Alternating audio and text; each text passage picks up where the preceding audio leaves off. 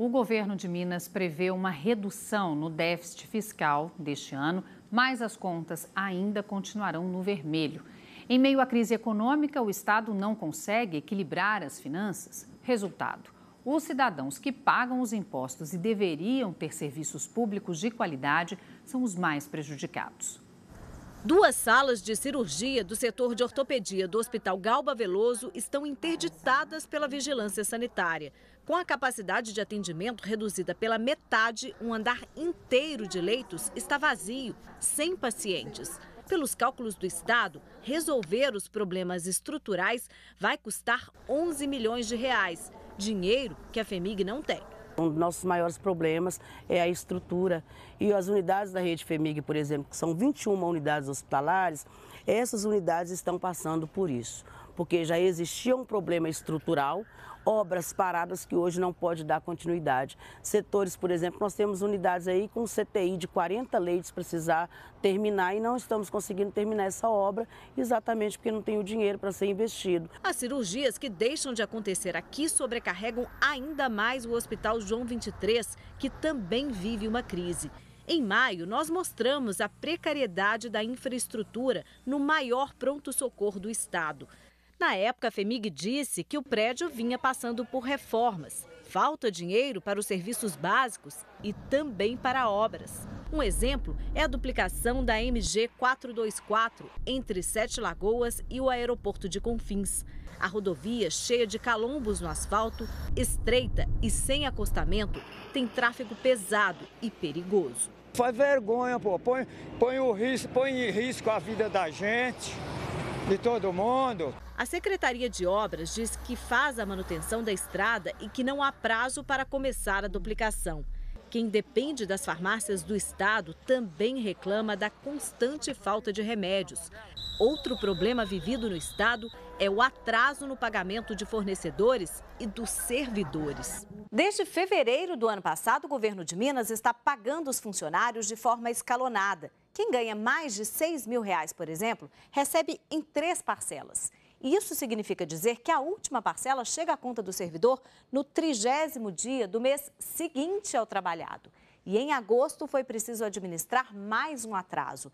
É que a segunda parcela não chegou no dia combinado. O atraso do atraso, né? Que nem a escala ele está cumprindo. Isso tá e não tem uma comunicação direta com os servidores. O dinheiro não cai, a pessoa fica desesperada porque não tem onde buscar, né? Não tem outro recurso. Os gastos com funcionalismo consomem 49,1% da receita do Estado, mais do que permite a Lei de Responsabilidade Fiscal. E para desafogar as contas, não dá mais nem para pedir empréstimo ao governo federal. Isso por causa de uma classificação dada ao Estado pelo Tesouro Nacional. Numa escala que vai de A a D, Minas tem classificação D.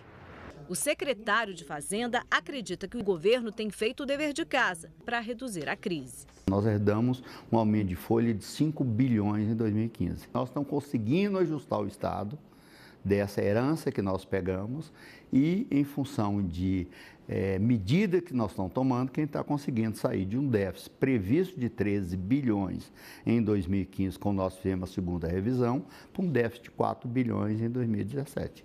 Então, esse é um grande ajuste que nós já fizemos. O presidente do Tribunal de Contas de Minas Gerais diz que a situação financeira do Estado preocupa. Ele afirma que um dos fatores que provocaram esse desequilíbrio financeiro é a Lei Candir, que isentou o pagamento de ICMS sobre as exportações de produtos primários e semi-elaborados ou serviços. A dívida do Estado para com a União gira em torno ali de 87 bilhões de reais. Já seria um caminho bastante significativo que houvesse essa compensação até o limite de 87 bilhões, porque com isso o governo de Minas ele deixa de pagar a dívida com a União e já pode reverter esses recursos para áreas sensíveis, como é a questão da saúde, a questão da segurança, a questão da educação. Então, assim, é fundamental que haja esse acordo. A crise no estado desencadeia problemas nas cidades, principalmente as menores, que dependem dos repasses do governo.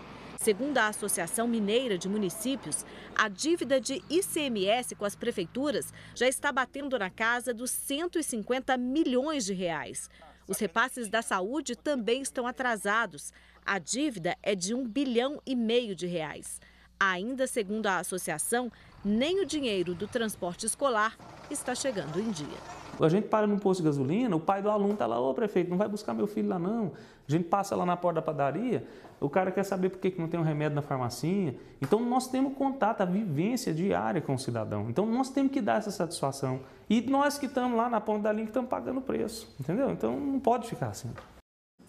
A FHEMIG, Fundação Hospitalar de Minas Gerais, disse que pediu ao Ministério Público a extensão do prazo para o fechamento da unidade ortopédica do Galba Veloso, por entender que o fechamento deve ser progressivo e planejado e que emprega todos os esforços para assegurar a melhor solução para os pacientes e servidores. A Secretaria de Saúde diz que a falta de medicamentos é provocada por vários fatores, inclusive pela situação financeira vivenciada pela Secretaria. Em relação à queixa do secretário da Fazenda sobre o aumento da folha deixado pela gestão anterior, o PSDB de Minas informou que dados do Banco Central provam que o Estado fechou 2014 com superávit de 3 bilhões e 100 milhões de reais e que o equilíbrio financeiro das gestões do partido permitiu ao governo atual pagar os salários em dia por mais de um ano.